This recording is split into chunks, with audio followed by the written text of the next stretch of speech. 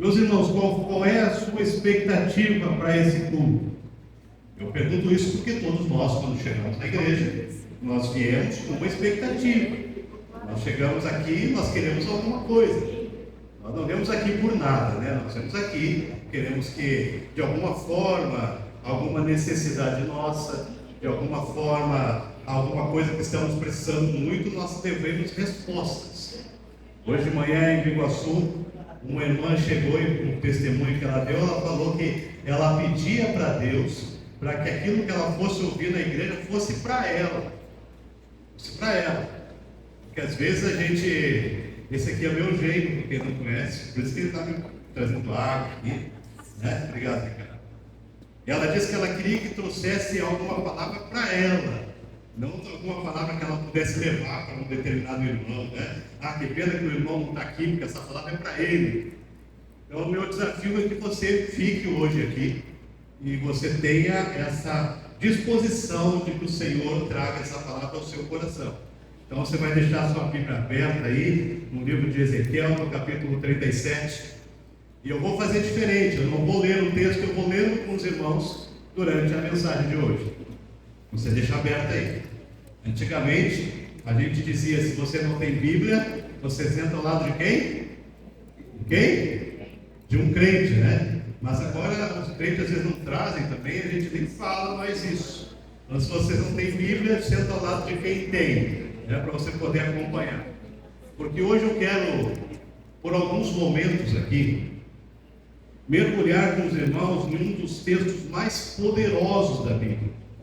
Um dos textos mais poderosos, que tem ressoado através das gerações, atravessado séculos de muito desespero, de muita esperança, porque o vale de ossos secos, que é apresentado aqui no livro de Ezequiel, é um dos textos, é muito mais, na verdade, do que uma simples visão profética. O vale de ossos secos, ele é um convite que Deus nos faz a uma transformação muito radical na nossa vida, nas nossas condutas. O texto de Ezequiel, capítulo 37, se nós hoje chegamos aqui com muita honestidade diante do Senhor, para falar a Ele, pedir que Ele fale ao nosso coração, esse texto nos traz um convite, uma convocação a uma transformação de vida e uma renovação dos nossos pensamentos. Porque o profeta Ezequiel aqui, ele estava no meio do exílio babilônico, e ele se viu diante de uma nação que estava desolada, um povo que estava quebrado, um povo que estava destruído. Os membros desse povo estavam dispersos, um pouco para cada lado, e o coração dessas pessoas aqui estava longe das promessas do Senhor. O coração dessas pessoas estava longe, e o que ele presencia aqui nesse texto não foi só uma visão de morte física, não foi, porque se fosse, talvez não trouxesse para nós nessa noite ensinamentos tão poderosos e tão valiosos para o nosso coração.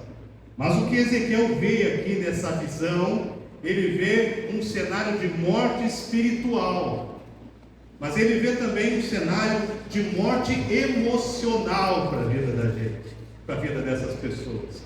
E essa passagem aqui de Ezequiel 37, que eu quero trabalhar com os irmãos nessa noite, não é um simples texto profético, mas é o eco de uma intenção de Deus de intervir na nossa vida quando nós já desistimos.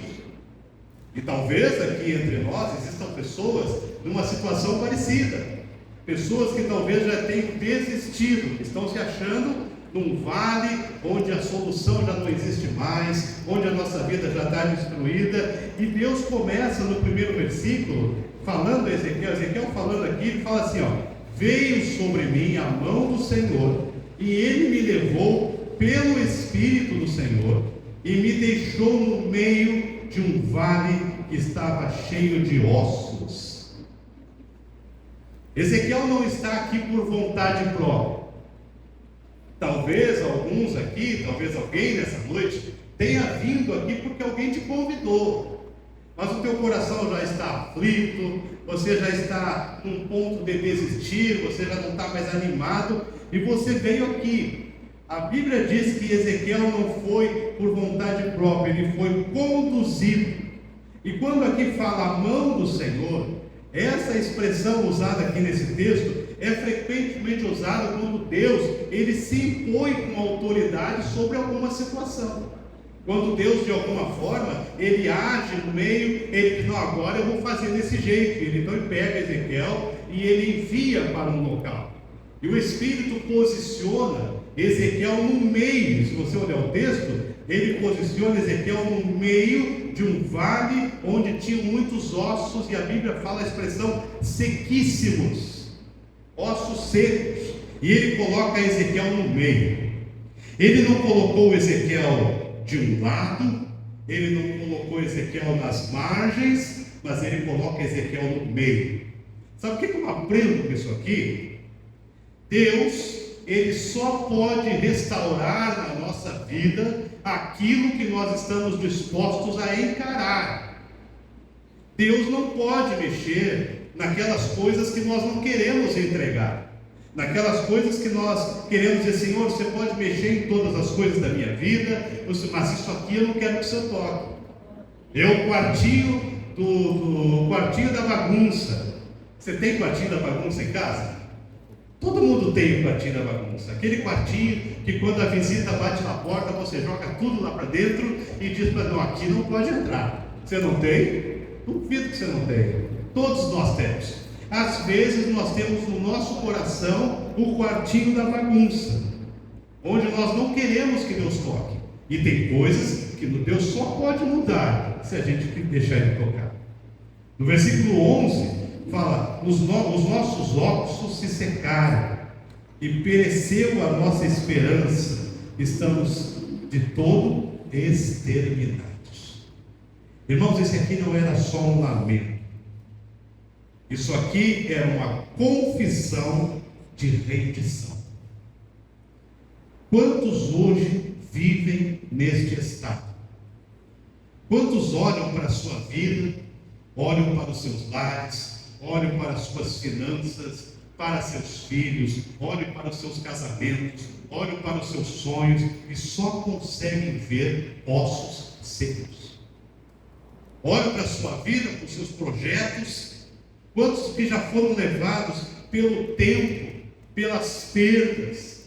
Quantos já foram levados pelo pecado, pela frustração de sonhos que você planejou e não deu certo, e tudo que resta na nossa vida são memórias daquilo que um dia foi bom. Daí você vai lembrar, como a minha família era unida, como o meu casamento era feliz, como o meu trabalho era bom, como ter meus amigos era uma coisa boa. E essa passagem aqui, irmãos, embora nascido no exílio babilônico, ela fala como uma precisão impressionante da alma pós-moderna. Nós, pessoas conectadas virtualmente, porque eu posso mandar um WhatsApp aqui para alguém lá no outro lado do mundo, nós estamos conectados, mas nós estamos sós. Nós estamos sós. E ele envia Ezequiel para proclamar a palavra. Eu quero aprender algumas coisas com os irmãos nessa noite. Preste atenção e leve isso para você, para a sua vida. Primeira coisa que a gente aprende, olha o que diz o versículo 1 e 2, fala assim: veio a minha mão do Senhor, e Ele me levou pelo Espírito do Senhor, e me deixou no meio de um vale que estava cheio de ossos, e eis que eles estavam sequíssimos. Deus nos ensina aqui que o vale, ele revela a nossa real condição. O vale de ossos secos, em Ezequiel 37, é na verdade uma alegoria profundamente carregada de significados espirituais, significados históricos, significados sociais, porque a palavra vale aqui no original se refere a um terreno baixo, uma depressão, onde normalmente você encontrava os sepulcros. Onde normalmente nessas depressões estavam os sepulcros, estavam os lugares de devassidão, de devastação, era o que você encontrava ali. Isso aqui não é apenas uma localização geográfica, mas é o símbolo de uma condição espiritual de Israel no exílio babilônico, um lugar de perda, um lugar de desespero, um lugar de ruína. E Deus não leva Ezequiel a um lugar de beleza, Ele leva a um vale. Ele leva Ezequiel a um vale. Historicamente, esse vale era esse lugar de tristeza. E a gente vai pensar, mas o que isso tem a ver comigo? Talvez você esteja pensando, mas o que isso tem a ver comigo? E eu pensei isso também quando eu estava estudando isso aqui. O que esse texto tem a ver comigo? Mas quando a Bíblia fala que esse vale era um vale de ossos sequíssimos, ele está falando da impossibilidade de ressurreição, de restauração humana sem intervenção de Deus. Tem coisa na sua vida e tem coisa na minha vida que é impossível ser reconstruído sem a intervenção de Deus. E nós somos tão relutantes em mexer nas coisas, que vez por outra você vai ser levado ao vale. Um dia eu estava pregando sobre Ezequiel, sobre o povo de Israel, Isaías capítulo 6, e dizia que o povo de Israel, um povo que por 350 anos se levou para todo tipo de feitiçaria, todo tipo de coisa errada, de pecado, e era o povo de Deus. E a Bíblia diz que esse povo começou a padecer as maiores dificuldades, porque eles plantavam e vinham os inimigos e levavam tudo. E a Bíblia fala que o povo estava passando por momentos muito difíceis, porque eles não tinham nada, e quando eles cultivavam, os inimigos levavam tudo. E aí quando a gente olha para isso, a gente automaticamente vai imaginar e vai pensar que vez por outra Deus nos leva para um vale, e Ele precisa fazer isso. Vez por outra Deus nos coloca nas agruras da vida, nas dificuldades da vida, para que nós aprendamos que tem coisas em nós que foram desconstruídas, que só podem ser reconstruídas pela ação de Deus. E essa imagem aqui, ela vai ressoar muito profundamente nos tempos modernos, onde as pessoas vivem como se estivessem num vale de ossos secos, famílias destruídas, casais que quase não se falam mais, e aí passa alguém por você e pergunta assim, e a família como vai? O que você responde? A família como vai? Vai bem, obrigado. E na verdade não está. Na verdade a família está destruída. Um dia eu perguntei para as irmãs no encontro de casais, quantas vezes essa semana você sentiu vontade de orar pelo seu marido? Aí elas ficaram todas quietinhas assim, ninguém falou nada, baixaram a cabeça e tal. Aí eu perguntei assim, mas quantas vezes essa semana você sentiu vontade de jogar uma panela na cabeça do teu marido? Aí elas se manifestaram. As nossas casas, às vezes, elas estão vivendo um vale de ossos secos. Mas não é só seco, é essa expressão que o texto vai usar, sequíssimos. Quando fala sequíssimo, é porque não tem mais possibilidade, não tem mais jeito, se não for por uma ação sobrenatural do Senhor na nossa casa, na nossa vida, na nossa família. E talvez nós cheguemos aqui essa noite, talvez chegamos com o nosso coração quebrado, porque a gente trabalha, o dinheiro não dá.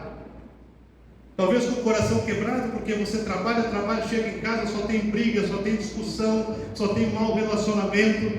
Ou você trabalha, no teu trabalho o clima é horrível, as pessoas não se dão, as pessoas não se gostam, e a gente está vivendo isso. E a família moderna muitas vezes está dilacerada por conflitos, por distanciamento emocional, por abandono espiritual. Isso tudo reflete um vale. A gente está lá na depressão do vale, e Deus, quando Ele leva Ezequiel, Ele coloca Ezequiel no meio, bem no meio, não na margem, observando de longe, mas no meio, para ele poder ver a tristeza da morte. Sabe, o vale é um local onde a sociedade parece que está sendo consumida pela ausência de valores, pela ausência de amor, pela ausência de relacionamentos. Casais que chegam no altar felizes, vestidos de noiva, teve o dia da noiva, o dia do noivo. Eu não lembro de alguma vez ter feito um casamento de um casal que chegou para mim: pastor, nós queremos nos casar porque nós queremos nos separar depois. Eu nunca vi isso. As pessoas casam porque elas se amam, mas quando elas entram dentro de um relacionamento, a falta de compreensão, a falta de respeito, a falta de ceder dentro do casamento vai colocando essa família num vale. E aí a pessoa um dia chega para o pastor: pastor, tá doendo por dentro, eu estou chorando por dentro, mas eu acho que eu casei com a pessoa errada. E aí vem as separações, aí vem as tristezas, mas como a gente viu aqui, Deus, Ele não revela o vale como um fim, mas Ele revela o vale como ponto de partida para a intervenção dEle, porque tem coisas, como eu disse, que não podemos restaurar sem uma ação de Deus, mas o vale mostra a nossa condição, como que você chegou aqui hoje, como que eu cheguei aqui hoje, aquilo que está aqui dentro do nosso coração que ninguém vê, e a gente às vezes nem fala para ninguém, mas como que está o nosso coração, como que está a nossa disposição, se nós estamos num vale. Aí Deus diz: você quer que eu restaure? Você quer que eu mexa bem? Porque se você não quer que eu mexa, eu não posso fazer nada. Mas se você quer que eu mexa nesse vale aí, eu posso transformar a tua vida, porque o vale revela onde nós estamos. Irmãos, a restauração ela começa quando nós reconhecemos o estado real, a secura, a morte, mas sem perder a fé de que Deus pode restaurar. O vale de ossos secos é um desafio para que nós reconheçamos que os nossos próprios recursos estão falidos. Porque não adianta estarmos na igreja, não adianta nós virmos aqui na quarta, no domingo de manhã, no domingo de noite, mas nós não reconhecemos que os nossos recursos estão falidos, porque nós tentamos do nosso jeito, e todas as vezes que nós achamos que podemos gerenciar a nossa própria vida, são os momentos que nós damos as maiores cabeçadas da vida. Todas as vezes que eu acho que eu posso gerenciar a minha vida.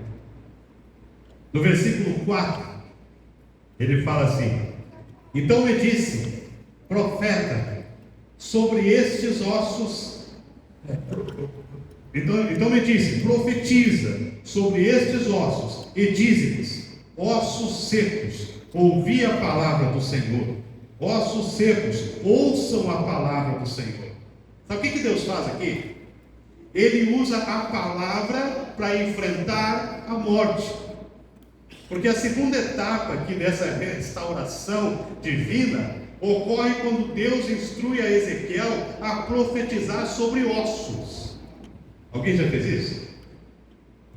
Se você olhar isso aqui literalmente, já chegou no cemitério alguma vez, pregou para os cadáveres lá? Eu nunca fiz. Mas me parece que é muito isso que Deus falou aqui para Ezequiel. Ele fala: olha, profetiza esses ossos aí.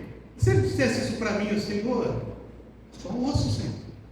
E são ossos sequíssimos, não tem mais possibilidade de nada aqui. Não posso fazer.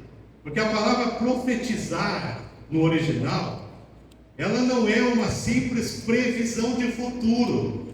A palavra profetizar não é simplesmente uma previsão do que vai acontecer no futuro. Não. É a ação de declarar a verdade de Deus sobre uma situação. É quando você declara isso. Isso não é apenas um ato de predição, mas de imposição do reino de Deus sobre a realidade das pessoas. Então, quando Deus manda Ezequiel profetizar, Ele está ensinando para nós. Porque às vezes a gente se depara com situações que parece que os ossos estão tão secos que não tem mais volta. A gente, quantas vezes, será que alguém aqui já disse? Pode ser que muitos aqui já tenham dito isso. A gente olha para alguém e a gente fala, isso aí não tem mais jeito. A gente olha para um casamento, para uma família, isso aí não tem mais jeito. O único jeito agora é separação. Eu nunca na minha vida tive coragem para aconselhar um casal a se separar. Eu nunca fiz isso. Eu não consigo fazer isso. Porque eu acredito que a ação de Deus pode movimentar qualquer coisa. A ação de Deus pode mudar a vida das pessoas. Em outras palavras, quando Ezequiel aqui profetiza sobre os ossos, ele não está apenas falando sobre o que ele espera que aconteça. Não. Mas ele aqui está pregando a palavra de Deus que traz transformação, mesmo quando a realidade é contrária. Então, quando o casal está quase se separando, ou o pai já não conversa mais com os filhos não conversam mais com os pais, irmãos que não se relacionam mais, a gente aprende com esse texto que a palavra muda qualquer coisa. Porque o Evangelho é o poder de Deus. E quando Deus manda o Ezequiel profetizar vale aos ossos secos, ele está dizendo assim, olha, não existe absolutamente nada que o Senhor não possa transformar. É a vida que está se indo embora, é a vida da família que está se destruindo, é a vida da pessoa que está perdida, porque aqui entra uma interpretação muito interessante. A palavra de Deus em si, ela pode mudar tudo o que a gente acha que está perdido. E quando Deus aqui pede Ezequiel para profetizar sobre os ossos, ele está dizendo, profeta, acredita que eu posso transformar a vida até desses ossos aqui. Você conhece algum osso seco? Você conhece alguém que está tão distante? Talvez você mesmo que está aqui, alguém pode. Porque esse é um ato de fé numa realidade física, visível, que se submete à palavra de Deus. Isso aqui, para mim, é um exemplo clássico do princípio de que a palavra de Deus, ela não volta vazia. Para mim, isso aqui é um princípio clássico. Quando eu prego a palavra de Deus, quando você prega a palavra de Deus, quando você aconselha alguém baseado na palavra de Deus, a gente acredita que essa palavra não volta vazia, Deus muda a vida das pessoas. Ela cumpre o propósito para o qual ela foi enviada. Então, nessa noite aqui, para cada um que está aqui, lá, aqui do meio, aqui desse lado, todos, a começar em mim, não existe nada na sua vida que Deus não possa mudar. Não existe problema que você esteja passando, não existe vale de ossos secos que você esteja vivendo, não existe nada que esteja morto que Deus não possa trazer à vida. Nada. Se você está aqui hoje e você levar para casa só isso, você já entendeu tudo da palavra. Você já entendeu tudo. Porque quando Ezequiel, ele profetiza os ossos aqui, o que aconteceu? Os ossos começaram a se juntar. Aqueles ossos que o próprio povo acreditava que eram tão secos, que não tinha mais jeito, não tinha mesmo. Não tinha. Eram ossos que talvez, se você pegasse na mão e apertasse assim, ele ia esfarelar tudo, porque já estava extremamente seco. Mas Deus mostra ao Ezequiel o poder que tem a palavra dele, e ele vai juntando um osso que estava lá longe, junta com esse aqui e tal, e forma um grande exército, porque Deus tem poder. Muitas vezes a tendência da gente é se conformar com a realidade visível. Quer dizer, eu estou passando isso, então eu vou morrer por isso. Ah, minha família está destruída, então não tem mais jeito, vou ter que me separar. Ah, os meus pais, eles me exigem muito, os meus filhos não me respeitam, então o segredo agora é, vamos cortar relações. Eu já vi pessoas que se orgulhavam de dizer assim, ó, faz 20 anos que eu não falo com meu irmão. Olha que degradação. Olha que degradação. Muitas vezes a nossa tendência é essa. nos acostumarmos. Ou seja, nos acostumarmos com aquilo que nós vemos ao nosso redor, nos acostumarmos com a tristeza, nos acostumarmos com tudo, e a gente vai então se acostumando tanto que nós vamos nos afastando das pessoas e nós vamos nos afastando de Deus também. Porque aí a gente não tem mais ânimo para ler a Bíblia, aí a gente não tem mais ânimo para vir na igreja. Isso eu vim na igreja de vez em quando, uma vez por mês, tá bom, eu deixo o pastor feliz, porque o pastor está me enxergando lá, mas o restante do meu tempo é distante, é longe, porque eu não tenho mais ânimo, eu estou entristecido, os meus problemas estão tão graves, tão sérios, que eu estou entristecido e eu não tenho mais ânimo. Mas a palavra profética é uma convocação para que, em meio a todas essas adversidades da vida, nós não aceitemos passivamente o cenário que nós estamos vivendo.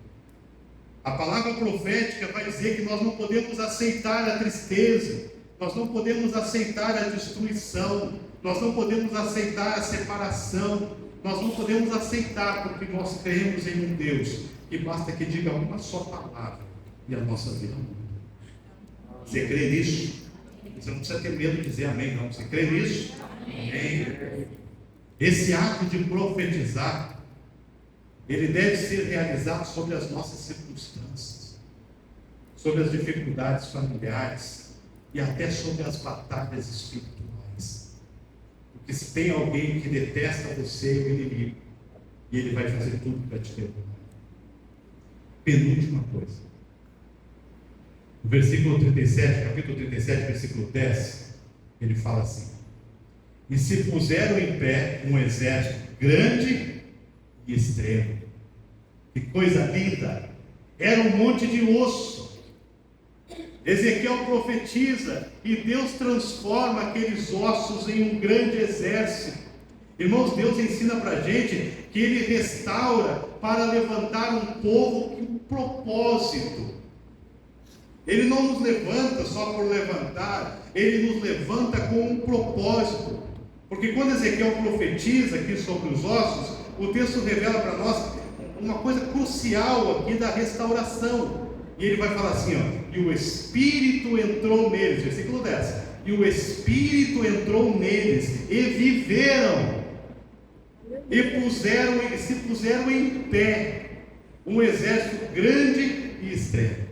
Você pode imaginar isso? Imagina assim, se você fechasse os seus olhos e imaginasse um vale, cheio de ossos secos, nada, um osso de um estava aqui, a perna estava lá longe, a cabeça lá longe, e de repente Ezequiel profetiza, e esses ossos começaram a se mexer, e encontrar as partes do seu corpo. E pode imaginar como que Ezequiel ficou?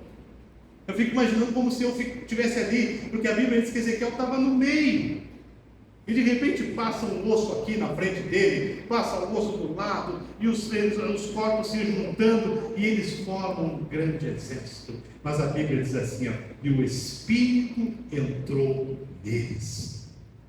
Sabe o que é isso aqui? É o ruach de Deus.